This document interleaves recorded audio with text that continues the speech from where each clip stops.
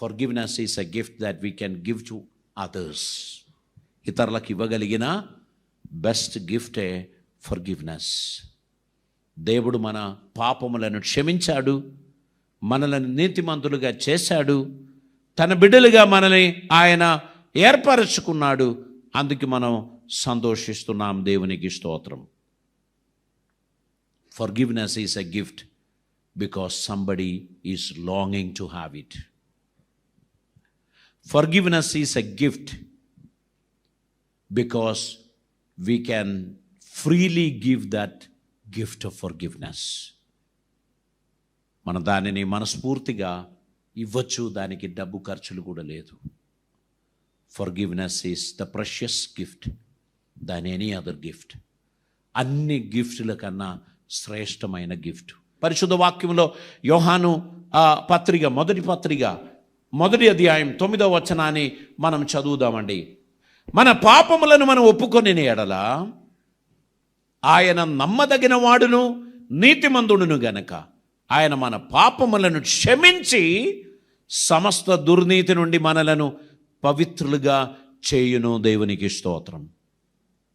మన జీవితంలో మన పాపములు ఒప్పుకోవడానికి ఉన్న విశాలత మనకు ఉండాలి. భర్తకు విరోధంగా పాపం చేశాం, భార్యకి విరోధంగా పాపం చేశాం, పిల్లలకు విరోధంగా పాపం చేశాం. ఆ పాపాలు దేవుని సన్నిధిలో ఒప్పుకోవాలి. దేవుని సన్నిధిలో ఒప్పుకొని విడిచిపెట్టాలి. దేవా, నా సామర్థ్యం ఉన్న కాలములో, నా తెలివి కలిగిన కాలములో, ధనం ఉన్న కాలములో, పదవి ఉన్న కాలములో నేను కొన్ని పొరపాట్లు చేశాను, నన్ను క్షమించు ప్రభువా. దానికి ప్రాయశ్చిత్తం చేయగలిగితే చేయాలి. ప్రాయశ్చిత్తం చేయలేని కొన్ని విషయాలు ఉంటాయి, వాటిని దేవునికి అప్పగించాలి. మనస్సుకు నెమ్మది రావాలి. మనం కడగబడాల్సినటువంటి అవసరత ఉంది. దేవుని కృపలో మనం నడవాల్సినటువంటి అవసరత ఉంది. అందరూ ఫర్గివ్నెస్ ఇష్టపడుచున్నారు. కొందరికి మీరు చేపను తీసుకపోతే వారు చెప్తారు, సారీ అండి మేము చేప తినం. మీరు మాంసం తీసుకపోతే వారు అంటారు, సారీ అండి మేము నీసేమి వాడం, we are pure vegetarians, we don't need it. But everybody likes to have forgiveness. అందరూ కూడా క్షమాపణ ఇష్టపడతాడు. నువ్వు ఆ రోజు నన్ను తిట్టావు, అందరి ముందు నన్ను దూషించావు, నా విలువ లేకుండా చేశావు, నన్ను ఎగతాళి చేశావు. I want to forgive you. నేను నా మనసులో అది పెట్టుకొని తిరిగాను, నేను వాటిని విడిచిపెట్టడానికి ఇష్టపడుచున్నాను. దేవుడు నిన్ను దీవించిన గాక, దేవుడు నిన్ను ఆశీర్వదించిన గాక. ఇది హృదయపూర్వకంగా మనం చెప్పామనుకోండి. కొన్నిసార్లు మనం ఉద్రేకంతో పొరపాటు చేస్తాం, అపార్థం చేసుకొని పొరపాటు చేస్తాం. వాటిని రియలైజ్ అయినప్పుడు మనం క్షమాపణ కోరడం మంచిది. ఇక్కడ మనము దేవుని వాక్యంలో అనేక అంశాలు మనకు తెలియపరుస్తున్నాడు. ఒకటి గుర్తుపెట్టుకోండి, forgiveness and forgetfulness are not the twins. క్షమాపణ, మరిచిపోవడం ఇవి కవల పిల్లలు లాంటిది కాదు. 2 డిఫరెంట్ యాక్టివిటీస్. క్షమించడం అదొక వందు, మరిచిపోవడం ఇంకొక వందు. కొందరు క్షమిస్తారు కానీ మరువరు. నువ్వు 1978లో ఏం చేశావో నాకు తెలుసు, నీవు 2018లో నువ్వు చేసింది నేను మర్చిపోలేదు అని అంటూ ఉంటారు. కానీ ప్రభు ఏం చేశాడు తెలుసా? మన పాపములను సముద్రపు అగాధములో పడవేశాడు. ఆయన ఇంకా ఎన్నడూ దాన్ని జ్ఞాపకం చేయడు. ఒకసారి క్షమించిన తర్వాత మరలా మనం ఏం చేయకూడదు, వాటిని జ్ఞాపకం చేయకూడదు. భార్యాభర్తల మధ్యలో ఇది ఎక్కువ ఉంటాయి. నువ్వు ఇప్పుడు కాదు కదా, నిన్ను నేను అప్పటి నుంచే చూస్తున్నా కదా, నువ్వు అప్పుడు ఇలా చేయలేదా, నువ్వు ఇప్పుడు ఇలా చేయలేదా అని చెప్పడం ద్వారా అవుతుంది తెలుసా? మానినటువంటి ఆ పుండు పై నుంచి ఆ పొర తీసేస్తున్నారు. అప్పుడు చీము రాదు, రక్తం వస్తుంది. మానిపోయింది కానీ ఏం చేశారు? గీకి పై పొర మళ్ళీ గుంజుకున్నారు. దాని నుంచి రక్తం వచ్చింది. అంటే ఆ పుండు మానినా అది పూర్తిగా మానడానికి మనం ఒప్పుకోమన్నమాట. అప్పుడప్పుడు మనం పోయి దాన్ని గీకుతూ ఉంటాం. ప్రియులరా, క్షమాపణ ఒకసారి ఇచ్చిన తర్వాత సంపూర్తిగా వాటిని మర్చిపోవడానికి ప్రయత్నం చేయండి.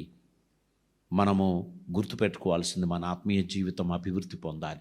ప్రభు చెప్పాడు, మేము మా రుణస్థులను క్షమించిన ప్రకారం మా రుణములను క్షమించండి అని మీరు ప్రార్థించండి అన్నారు. మీరెంతమంది రుణస్థులను క్షమించారు? అలాగనే దేవుడు మమ్మల్ని క్షమిస్తే ఇంకెన్ని పాపాలు, ఇంకెన్ని సమస్యలు పెండింగ్ ఉంటాయి? దేవుడు మనల్ని క్షమించిన ప్రకారం మనం ఎందుకు మన రుణస్థులను మనం క్షమించలేం? దేవుడు క్షమించిన ప్రకారం మనం క్షమించడానికి సిద్ధంగా ఉండాలి. If you feel that I have some problem with somebody, you just bring them to me or take me to them. I will reconcile with them. I want to have a peace. నేను సమస్త మనుషులతో సమాధానంగా ఉండడానికి ఇష్టపడుతున్నాను. ఎందుకంటే దేవుడు అది ఇష్టపడుచున్నాడు. మనం ఆ విధంగా మనం దాన్ని కొనసాగించాల్సినటువంటి అవసరం ఉంది. We need to forgive our parents. ఎందుకంటే కొన్నిసార్లు పేరెంట్స్ పార్షియాలిటీ చూపిస్తాడు. ఆస్తి పంచినప్పుడు కావచ్చు, గిఫ్ట్స్ ఇచ్చినప్పుడు కావచ్చు, ఏదో ఒక విషయంలో పార్షియాలిటీ చూపించిన పేరెంట్స్ను కొందరు క్షమించలేరు. కానీ క్షమించాలి. ఎందుకంటే నువ్వు పేరెంట్ కాలేదు కదా. నువ్వు పేరెంట్ అయినప్పుడే పేరెంట్ మనసులో ఏమున్నది అనేది నీకు అర్థమవుతుంది. పిల్లలందరూ పేరెంట్స్ను, వారి శ్రమలను, వారి బాధలను అర్థం చేసుకోలేరు. వారిని క్షమించాలి, వారిని అప్రిషియేట్ చేయాలి, వారిని ప్రేమించాలి, వారికి తోడుగా నిలబడాలి. వారు 75, 80, 90 ఇయర్స్ వరకు కష్టపడి మనల్ని ఒక స్థాయికి తీసుకొచ్చి వారు మాయమైపోతారు. మన జీవితం మనం కొనసాగిస్తున్న సమయంలో వారు ఉంటే ఆ పాదాలు పట్టుకొని ఒక సోరీ చెప్పాలని అనిపిస్తుంది. అప్పటికి వారు మనకు అందుబాటులో ఉండరు, వారు వెళ్ళిపోతారు.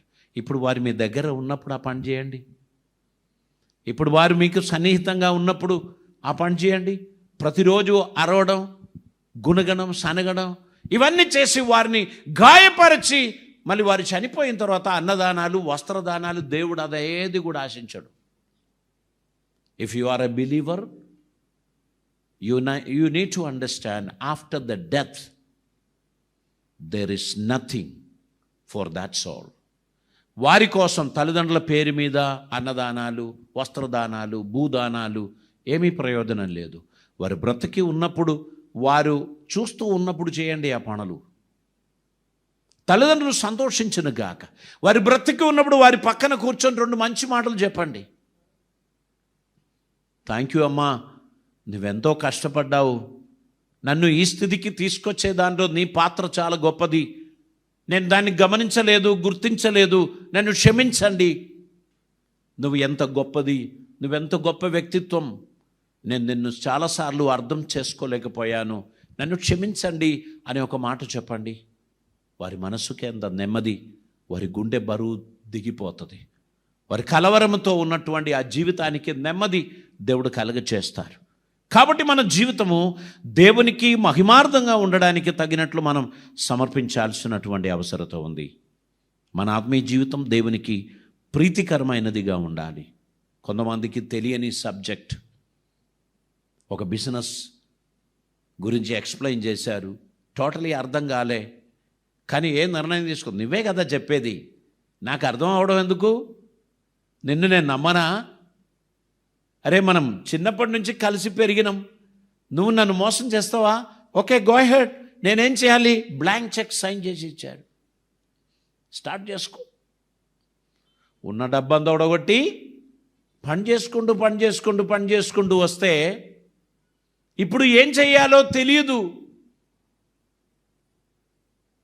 సమాధానం లేదు. ఫోన్ చేస్తే లిఫ్ట్ చేయడు, పిలిస్తే మాట్లాడడు, సమాధానం లేదు, ఆధారం లేదు, సాక్షులు లేరు, డబ్బంతా పోయింది, హృదయమంతా దుఃఖము, బాధ, వేదన, చెప్పలేని పరిస్థితులు. ఇటువంటిది ఎంతమందికి లేరు? అందరూ, చాలామంది అటువంటి విక్టిమ్స్ అయిపోయారు. ఫ్రెండ్షిప్కు. కొందరు ఇంటి కాగితమే ఇచ్చేస్తారు, తీసుకుపోయి పెట్టుకో. బ్యాంక్ నుంచి జప్తి నోటీస్, మీరు తీసుకున్న లోను, నేను ఎక్కడ లోను తీసుకోలేదు, మరి నీ కాగితం ఎక్కడుంది? మా దగ్గర ఉంది. ఎందుకోసం? నా ప్రాణమిత్రుని కొరకు ఇచ్చాను. వాడిప్పుడు ఎక్కడున్నాడో పత్తా కూడా లేడు, వాడెక్కడికో వెళ్ళిపోయాడు. బ్యాంకు వాళ్ళు జప్తికి రెడీ అవుతున్నారు. ఇటువంటి విక్టిమ్స్ ఎంతమంది లేరు సమాజంలో? మనం చాలాసార్లు జరిగిన వాటిని గురించి, విన్న వాటిని గురించి, అనుభవించిన వాటిని గురించి, నష్టపోయిన వాటిని గురించి బాధలు పడుతూ, ఏడుస్తూ, వేదనలు పడుతూ మనం ఉంటాం. వాటి నుంచి మనం విడిపించడానికి ఎవరుంటారు అని మనం అనుకుంటాం. మత్తయి సువార్త 6వ అధ్యాయం 14-15 వచనాలు చదవండి. యేసు ప్రభు ఒక అద్భుతమైన మాట అక్కడ తెలియపరుస్తున్నారు. 6వ అధ్యాయం 14-15 వచనాలు. మనుషుల అపరాధములను మీరు క్షమించిన ఎడల మీ పరలోకపు తండ్రియు మీ అపరాధములను క్షమించును. మీరు మనుషుల అపరాధములను క్షమింపకపోయిన ఎడల మీ తండ్రియు మీ అపరాధములను క్షమింపడు. మీ తండ్రియు మీ అపరాధములు క్షమింపడు. కానీ కొందరికి ఏంటి తెలుసా? మోసం చేయడం ఒకటే తెలుసు. నమ్మించడం, చక్కగా ఉండడం, చాలా ఫ్రెండ్షిప్ చేయడం, మోసం చేయడం. తర్వాత రూట్ మార్చేస్తారు. ఈ కాలనీ నుంచి ఆ కాలనీకి వెళ్ళిపోతారు. అక్కడున్న వాళ్ళకు మోసం చేస్తారు. అప్పుడు ఇక్కడున్న వాళ్ళ గురించి కొన్ని చెడు కూడా చెప్తారు. అంత స్వార్థపరులండి వాళ్ళు, వాళ్ళతో ఎట్లుంటాం మనం, వాళ్ళదన్నీ తీసుకుపోయిండు. ఇప్పుడు ఏమంటారు? వాళ్ళతో ఫ్రెండ్షిప్ చేయలేమండి, అసలు మీకు తెలియదండి వాళ్ళు ఏంటో అని వీళ్ళతోనే తిరిగి వీళ్ళ దగ్గర కూడా మోసం చేస్తారు. లాస్ట్కు లోకమంతా మోసం చేసినోడు అట్లా తప్పించుకొని తిరిగే వాళ్ళు కొందరు ఉంటారు. వారు చొచ్చుకుపోతారు. ప్రేమ చూపించి వారు చాలా చొచ్చుకుపోతారు. మనం మోసపోతాం. మనకు తెలియదు ఇంతగా ప్రేమించినోడు ఇంతగా చేస్తాడా? ఇంతగాది ఇంతకంటే ఎక్కువ చేస్తాడు. ఎందుకంటే తేలును జేబులో పెట్టుకొని తిరగగలుగుతామండి? తేలుకు ఒకటే కుట్టడం, అదొకటే తెలుసు. అది తేలు అని తెలియడానికి ఆలస్యం అయితే చెప్పలేం. కానీ తేలని తెలిస్తే ఏం చేయకూడదు? జేబులో పట్టుకొని తిరగకు. దానికి నచ్చకపోతే అదే కుడుతుంది, నీకు నచ్చకపోయినా అదే కుడుతుంది కదా. కాబట్టి చాలా జాగ్రత్త. ఫ్రెండ్షిప్ చేసే వాళ్ళకి అందరికి చెప్తున్నాను, keep the distance. This is the distance. 3 feet దూరం. ఇప్పుడు సర్కారు కూడా చెప్పేశారు, మీరందరూ దూరం పాటించండి, ఫిజికల్ డిస్టెన్స్ మెయింటైన్ చేయండి, సోషల్ డిస్టెన్స్ కాదు. సోషల్ డిస్టెన్స్ మెయింటైన్ చేయకూడదు, ఫిజికల్ డిస్టెన్స్ మెయింటైన్ చేయండి. ఆ టూ మచ్ ఫ్రెండ్షిప్ ఉందా, దానికి కొంచెం దూరం పెట్టండి. అంతకంటే ఎక్కువ జిగురు దోస్తులుగా బిహేవ్ చేస్తే కొన్నిసార్లు మీకు విలువైనది మీకు నష్టం అవుతుంది. అందుకే మీరు ఆ విషయంలో జాగ్రత్త పడాల్సిందిగా దేవుడు కోరుచున్నారు. మనుషుల అపరాధములను క్షమించండి. ఈ దినములో ఒక బెస్ట్ గిఫ్ట్ ఇవ్వండి. I release you, I forgive you, this is my gift. I don't expect anything from you, but I want to release you. ఇంతకాలం మనం చెరసాలలో ఉండే, ఇప్పుడు మన మనసు అలుక్కగా అయింది. జరిగిన నష్టాలు, జరిగిన అన్యాయాలు, జరిగిన ఇబ్బందులు మనం ఆలోచించుకుంటూ మనం ఇబ్బంది పడుతూ ఉంటాం, కలవరపడుతూ ఉంటాం. కానీ గుర్తుపెట్టుకోండి, దేవుడు మనల్ని క్షమించిన ప్రకారం మనం ఒకరినొకరు క్షమించాలని దేవుడు మన గురించి ఆశించుచున్నారు. ఈ లోకంలో ఒక పర్ఫెక్ట్ మ్యాన్ ఉండడు, ఒక పర్ఫెక్ట్ ఉమెన్ ఉండడు. పెళ్లి చేస్తే ఒక సంపూర్ణుని పెళ్లి చేసుకోవాలి, అటువంటి ఒకడు లేడు. ఏదో ఒక విషయంలో లోపం కలిగిన వాళ్ళే మనుషులందరూ. కొందరు మాటల్లో తప్పిపోతారు, కొందరు క్రియలలో తప్పిపోతారు. ఏదేదో ప్రాబ్లమ్స్. కొందరికి కొన్ని అలవాట్లు ఉంటాయి, ఆ అలవాట్ల ప్రకారం ఒక పార్ట్నర్ మనకు దొరకదు. మనకు దొరికిన పార్ట్నర్తో మనం అలవాటు చేసుకోవడం మొదలుపెట్టాలి, క్షమించడం మొదలుపెట్టాలి, ప్రేమించడం మొదలుపెట్టాలి, కలిసి జీవించడం మొదలుపెట్టాలి. అస్తమానం తప్పులు మోపి నిందలు మోపి కలిసి జీవించలేం. సరిచేసుకోవడానికి ఒక సందర్భం వచ్చినప్పుడు ప్రేమతో సరిచేసుకోండి. షేరింగ్ అనేది చాలా ఇంపార్టెంట్. బావగారండి, నా ప్రవర్తనలో నా క్రియలలో నీకు నచ్చని విషయాలు నాకు చెప్పండి, నేను సరిచేసుకుంటాను అని భార్య భర్తకు చెప్పడం, భర్త భార్యకు చెప్పడం మంచిది. ఒకరు చెప్పకపోతే ఎలా తెలుస్తుంది? చూడండి, ఇవన్నీ ఇలా చేయడం నాకు ఇష్టం లేదు. నేను ఏదైనా ఒక వస్తువు పెడితే పెట్టిన దగ్గర ఉండాలి. కొందరికి అది చాలా పట్టు. కొందరు పేస్ట్ అట్టడుగు స్థానం నుంచి నెట్టి దాన్ని చుట్టి పేస్ట్ తీసుకుంటారు. కొందరు ఎక్కడి నుంచి ఒత్తినా పేస్ట్ వస్తుంది కదా, వారికి ఇప్పుడు లాస్ట్ నుంచి ఒత్తాలనేం లేదు. మెడ ఒత్తిన పేస్ట్ అయిపోయినప్పుడు అయిపోతుంది, కానీ ఇదేంటమ్మా అంటారు. అంటే కొందరికి అదొక సిస్టమ్, ఒక అలవాటు. దాన్ని కలిసి చేయకపోతే అక్కడ ఒక మిస్అండర్స్టాండింగ్, అక్కడ ఒక ఆర్గ్యుమెంట్. నేను చిన్న వీడియో చూశాను నిన్నటి రోజు. ఆ వీడియోలో ఏముందంటే, ఒక భార్య బట్టలన్నీ మడత పెడుతున్నారు. ఆ మడతలు పెడుతుంటే భర్త పరిగెడుతూ వచ్చి ఆయన కావాల్సిన 2 వాటి మందు నుంచి ఇట్లా తీసుకొని పోతున్నాడు. ఈ మడత పెట్టినదన్నీ పడిపోయింది. ఆమె అలా చూస్తున్నారు, ఆయన తీసుకొని వెళ్ళిపోయారు. ఈ సేమ్ పర్సన్ ఇంకొకసారి నాకు టవల్ కావాలని భార్యకు చెప్పారు. అక్కడ బీరువాలో ఉంది, మీరు పోయి తీసుకోండి అన్నారు. అనేసి ఆమె పరిగెడుతూ పోయి అది తీసి ఇచ్చారు. కారణం ఏంటంటే, ఆ అడుగున ఉన్న టవల్ తీసినప్పుడు పైన ఉన్నవన్నీ కింద పడిపోతుంది, ఆమెకి అడిషనల్ బర్డన్ అవుతుందని చెప్పిన ఆమె పరిగెడుతూ పోయి తీసి ఇచ్చారు. సో కొన్నిసార్లు ఇటువంటి విషయాలే ప్రాబ్లమ్స్కు కారణం అవుతూ ఉంటుంది. ఇవన్నీ కూడా పరస్పరం క్షమించవలసినటువంటి విషయాలు. అడ్జస్ట్ అవ్వాలి, ఒకరిని చూసి ఒకరు నేర్చుకోవాలి, ఒకరి డిసిప్లిన్ ఇంకొకరు నేర్చుకోవాలి. మంచిది ఏది ఎవరిలో ఉన్నా అది మనం అడాప్ట్ చేయాలి.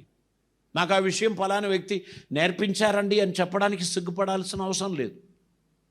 ఒకరి క్రమశిక్షణ, ఒకరి పట్టుదల, ఒకరిలో ఉన్న మంచితనం, అది మనం నేర్చుకోవడం ద్వారా మనం కలిసి ముందు పోవడానికి అది ఎంతో ప్రయోజనకరంగా ఉంటాయి. మీనింగ్ఫుల్ రిలేషన్షిప్ కలగడానికి ఫర్గివ్నెస్ వెరీ మచ్ ఇంపార్టెంట్. ఒక చక్కని ఆనందకరమైన కుటుంబ జీవితం ముందుకు తీసుకుపోవడానికి we need to give forgiveness as a precious gift. ఇంట్లో ఏదైనా పోటీ ఉంటే అది కేవలం ఫర్గివ్నెస్ విషయంలోనే ఉండాలి, క్షమించే విషయంలో. నేనే ఎక్కువసార్లు నా భార్యను క్షమిస్తాను, నేనే ఎక్కువసార్లు నా భర్తను క్షమిస్తాను. నేను క్షమించకపోతే ఎవరు క్షమిస్తారు? క్షమించని వ్యక్తికి తెలియదు, తన మనసుకే బరువు ఎక్కువ అవుతుంది, తన గుండెకే బరువు ఎక్కువ అవుతుంది, తన నెమ్మదియే పోగొట్టుకుంటున్నారు. కొన్నిసార్లు పడుకుంటే నిద్ర పట్టదు, దీర్ఘ శ్వాస వదులుతూ ఉంటారు అని దీర్ఘ శ్వాస వదిలిపెడుతూ ఉంటారు. కారణం ఏదో బరువు, ఏదో ఆలోచనలు, ఏదో వేదనలు. ఈరోజు నేను మీకు తెలియపరుస్తున్నాను, జస్ట్ రిలీజ్ దెమ్. క్షమించండి, క్షమించండి. క్షమాపణలో బ్లెస్సింగ్ ఉన్నది, దేవుని ఆశీర్వాదం ఉన్నది, దేవుని కృప ఉన్నది.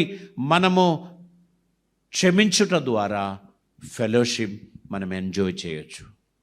ఇందులో ఒక 100 మంది పరస్పరం క్షమించని వాళ్ళు ఉన్నారనుకో, అది మనకు కనిపిస్తూనే ఉంటుంది. ఆరాధన అయిపోయింది, వెంటనే హడావుడి చేశారు, గ్రూపిజం, గుంపులు, వాళ్ళ గుంపు వీళ్ళ గుంపు.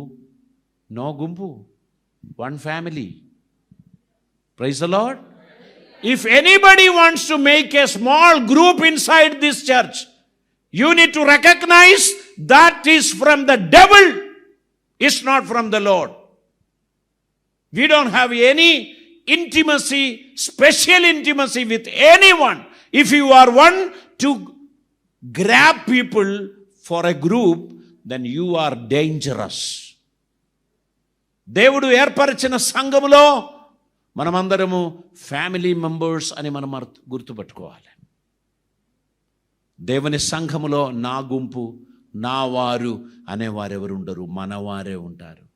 మనమందరము ఒకరికొకరు కావలసిన వాళ్ళం. స్పెషల్ టాక్, ఇంటికి పిలవడం, వచ్చేసి మనం కొంచెం మాట్లాడతాం. ఇంటికి వచ్చి వెంటనే అప్పడాలు ముందు పెట్టారు, వేయించిన పల్లికాయలు పెట్టారు, తినుకుంటూ వాళ్ళ గురించి వీళ్ళ గురించి చెప్పుకుంటూ ఏదైనా ముచ్చట్లు జరుగుతుందా? You need to be very careful. It is from the devil. If anybody invite you to discuss about somebody, that is wrong. You must be transparent. You must love everyone equally.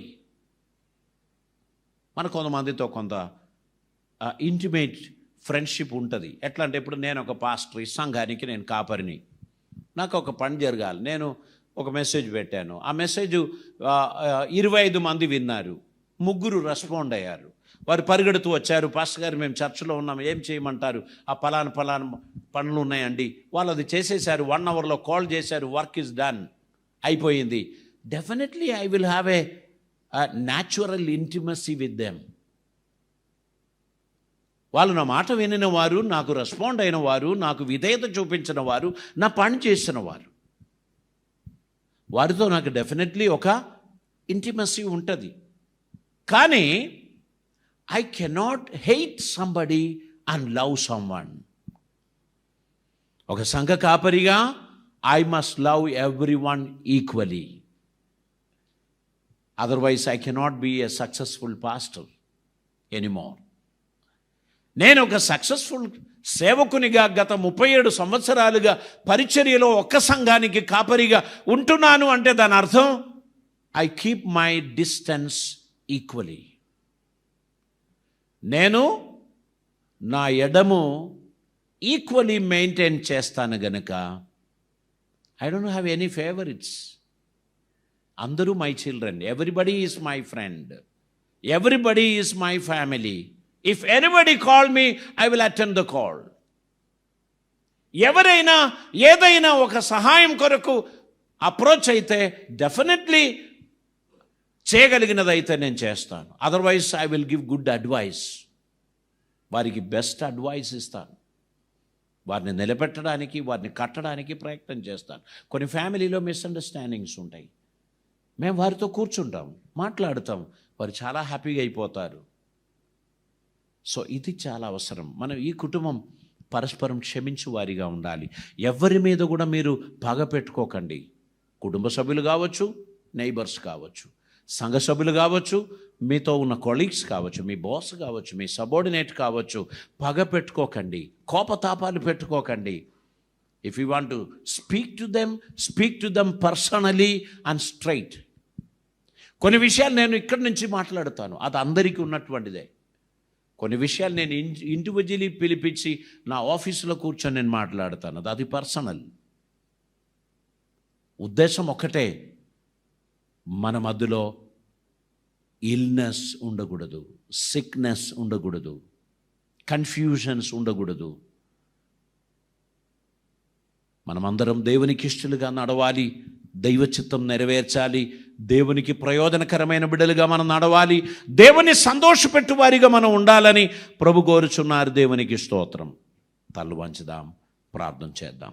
పరిశుద్ధుడైన తండ్రి, కృపామేయుడైన దేవా, నీకు వందనాలు. అద్భుతమైన నీ సన్నిధి కొరకై నీకు స్తోత్రం. నీ కాపుదల మాకు అనుగ్రహించినందుకు స్తోత్రం. నీ కృపలో మమ్మను భద్రపరిచినందుకు స్తోత్రం.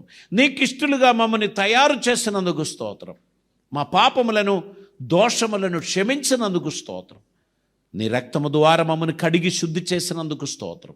ఈ వాక్యాన్ని వీక్షించిన ప్రతి ఒక్కరిని మీరు దర్శించినందుకు స్తోత్రం. వారి జీవితంలో అద్భుతమైన కార్యములు జరుగునుగాక. వారి జీవితంలో ఆశ్చర్యమైన కార్యములు జరుగునుగాక. మీ కాపుదల, మీ దీవెనలు, మీ ఆశీర్వాదములు వారికి కలుగునుగాక. తండ్రి వారు వర్ధిల్లును గాక, వారికి క్షేమం కలిగిన గాక, వారు ఐశ్వర్యవంతులుగా ఉండును గాక. నీ కృప ద్వారా మీ బిడ్డలందరినీ దీవించి ఆశీర్వదించమని, మీ సన్నిధిని ప్రసాదించమని, ఈ దినమందు మీ వినిన వాక్యం మా జీవితమును మలుపు తిప్పి మార్పు కలుగజేసి ఆనందకరమైన ఆత్మీయ జీవితంలోనికి మమ్మల్ని నడిపించు వారిగా, మా కుటుంబ జీవితం సంతోషకరమైనదిగా ఉండినట్లు, భార్య భర్తలు అన్యోన్యం క్షమించు వారిగా, ప్రేమించు వారిగా ఉండినట్లు కృప చూపుమని, తల్లిదండ్రులు పిల్లలు అన్యోన్యం క్షమించు వారిగా, ప్రేమించు వారిగా ఉండినట్లు కృప చూపుమని, మీ దీవెనలు దయచేయమని యేసు నామమున అడుగుచున్నాం పరమ తండ్రి. ఆమేన్.